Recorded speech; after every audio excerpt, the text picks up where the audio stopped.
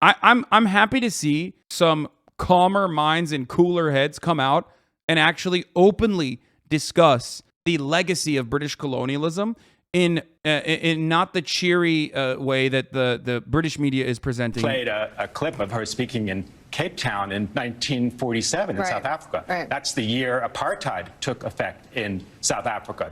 That was something British colonialism ushered in. British colonialism, which she presided over for all these years, had a terrible effect on much of the world. It's something that people revolt from. And I have to say, to your earlier question, why are American news networks dedicating all of this time to Queen Elizabeth's funeral? I think it's a good question. I mean, I think it's something, there's a weakness in the American character that still yearns for that era of hereditary privilege, which is the very thing that we escaped from. You played a clip of her speaking in Cape Town. Bridget Stengel, former Undersecretary of State of Obama, does not mince words. Why are American news networks dedicating all this time to Queen Elizabeth's funeral? There's a weakness in the American character that still yearns for that era of hereditary privilege, is one of the most incredible and succinct ways that I've ever heard someone on mainstream media openly just slap a sticker on how cucked Americans are.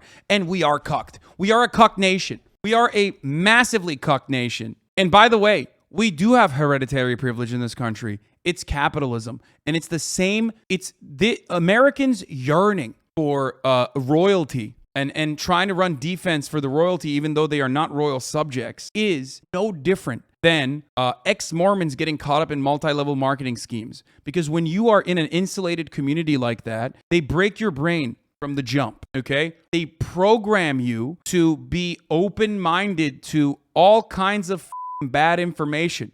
They break the part of your brain that has some level of like critical thinking and skepticism in it. Okay, so when you train your brain in that way, you are more susceptible to getting caught up in multi-level marketing schemes. And the multi-level marketing scheme in this argument is basically loving people in positions of power, because there is functionally no difference between the monarchy and people like Jeff Bezos. It's still a recipient of intergenerational wealth. There's still probability that factors into it, the probability of like where you were born and what kind of level of affluence you were born into, okay? Because capitalism operates in a way that is pretty similar to monarchies, theocratic monarchies, okay? Whereas the underpinning, the fundamental plank of capitalism is just meritocracy. That's why you see so many Republicans who, within their name, means that they are Republicans. Like they fought back against the monarchy and won,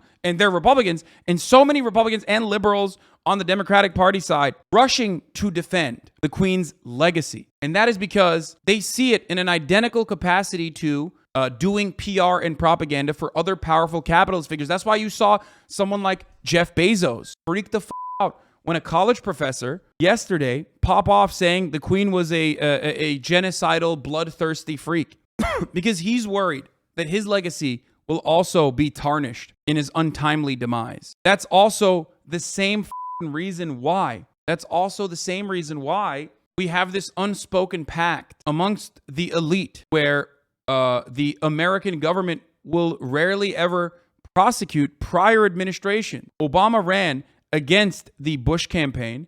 Obama made it seem like he was going to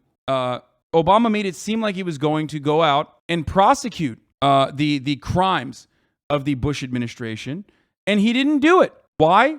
Because, hey, guess what? If you prosecute the George W. Bush administration for war crimes such as, torturing people, then the same thing can happen to him. And God forbid, you don't want that happening to you. So there's an unspoken bond. There is unspoken loyalty among the elite.